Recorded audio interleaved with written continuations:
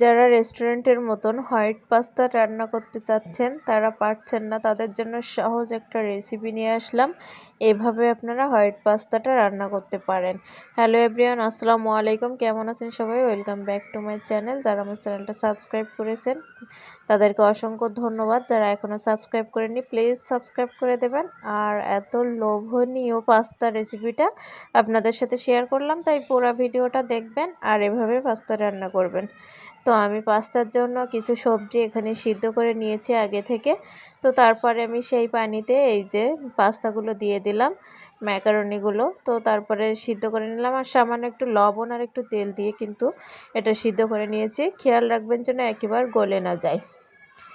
তো আমি একটা কড়াই নিয়ে নিলাম আর কড়াইতে তেল দিয়ে দিলাম পরিমাণ মতন। আর আগে থেকে আমি চিকেন মাখিয়ে রেখেছিলাম, মানে মুরগির মাংস ছোট ছোট করে কেটে সব রকম মশলা মাখিয়ে রেখেছিলাম। তো সেটা আমি ভালো করে একটু ভেজে নিচ্ছি। তো ভাজা হয়ে গেলে ওই যে সবজিগুলো আমি দিয়ে দিলাম। আর আপনারা এখানে যে কোনো ধরনের সবজি নিতে পারেন। তো সব মশলাগুলো দিয়ে মানে সবজিগুলো যখন আমার সিদ্ধ হয়ে গেল, তখন আমি এখানে একটা ডিম দিয়ে দিলাম। তো ডিমটা দিয়ে আমি ভালো করে এবার নেড়ে চেড়ে নেব, মানে ডিমটা একটু ভেজে নিচ্ছি আর কি। তো ডিমটা যখন আমার ভাজা হয়ে গেল, তখন আমি এখানে টমেটো কুচি আর কাঁচামরিচ কুচি দিয়ে দিলাম।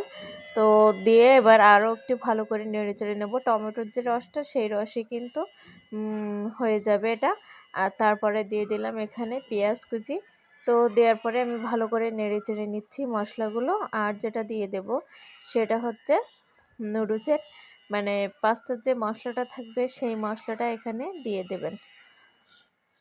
তো এই দেখেন এক পর্যায়ে আমার হয়ে গেছে যে সবজিটা আমার রান্না হয়ে গেছে। তো তারপরে আমি পাস্তাটা দিয়ে দিলাম।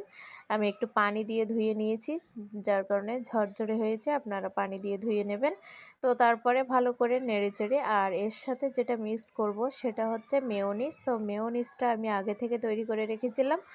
তো আমি সামান্য একটু লবণ দিয়ে দিলাম টেস্ট অনুযায়ী। স্বাদ অবশ্যই দেখে লবণ দেবেন। তো মেয়োনিজটা আমি একদম শেষে কিন্তু এখানে দেব, আগে থেকে দেব না।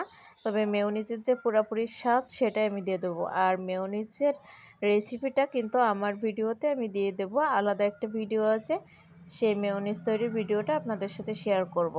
তো ফাইনালি আমার হয়ে গেছে। আর মেয়োনিজটা এবার দিয়ে দিলাম আর একটু টমেটো সস দিয়ে দিলাম। আর দেখেন কতটা লোভনীয় হয়েছে।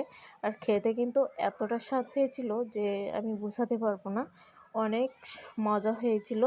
তো আপনারাও বাসায় ঝটপট এভাবে পাস্তা তৈরি করতে পারবেন, রেস্টুরেন্টের থেকে আর কিনে আনা লাগবে না। তো আমার চ্যানেলটা সাবস্ক্রাইব করে দেবেন আর ভিডিওটা ভালো লাগলে একটু লাইক শেয়ার কমেন্ট করে দেবেন। আর সবাই ভালো থাকবেন। আর এতটা লোভনীয় পাস্তা রেসিপিটা আপনারা সম্পূর্ণ দেখার চেষ্টা করবেন। সম্পূর্ণ দেখলে কিন্তু খুব ইজিলি এটা তৈরি করতে পারবেন। সবাই ভালো থাকবেন। আল্লাহ হাফেজ।